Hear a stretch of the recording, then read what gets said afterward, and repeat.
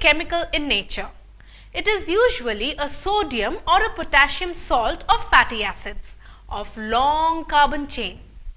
As I mentioned earlier, by hydrolysis of oils or fats in the presence of a base, you can easily obtain soap. This process is called saponification of oils. Shall we look at the process and set up a soap factory? What shall we call it? Chemistry students in the lab? That sounds like a good name. You all must have used or at least heard of coconut, palm, cottonseed, soya bean oils and animal fats. That's our starting point. Soap is obtained from these products.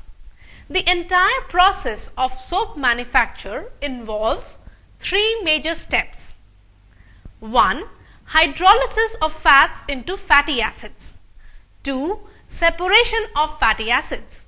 And 3rd, neutralization of fatty acids by base. We will look at each of these steps in detail soon. Remember the steps. We have a factory to set up. Let us start with hydrolysis of fats into fatty acids. Step 1. The oil is first taken in a stainless steel tower. You can use zinc oxide, calcium oxide or even magnesium oxide as catalysts in this process.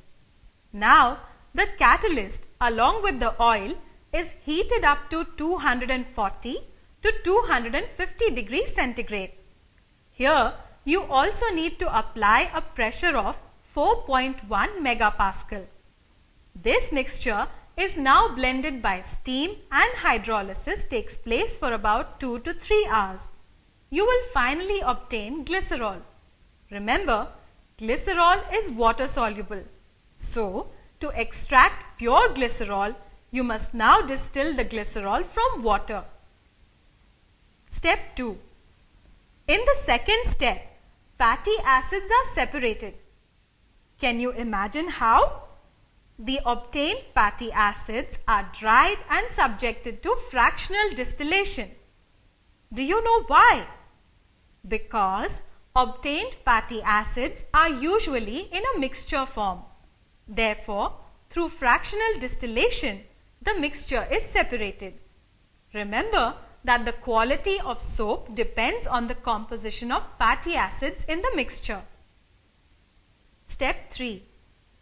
Finally, in the third step, the fatty acids are neutralized. Do you remember that I mentioned earlier that a base is used in manufacturing the soap? So, in this third step, the fatty acids are continuously neutralized with bases such as potassium hydroxide, sodium hydroxide, magnesium hydroxide, etc. Based on the kind of base one has used, the obtained soap would have different usages. For example, potassium salts of fatty acids are used as toilet soap, whereas sodium salts of fatty acids are used as laundry soap. Similarly, calcium and aluminium are for waterproof texture, magnesium for face powder, lithium for greases, and triethanol ammonium salts of fatty acids are used for dry cleaning and cosmetic purpose. Also, you must know and learn that almost all soaps obtained have approximately 30% of water.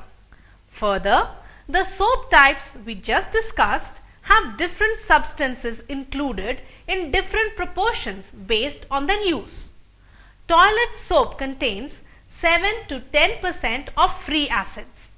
The shaving soaps contain a proportion of potassium soap and excess of stearic acid, and that's why the lather we get while using the shaving soap does not dry up soon.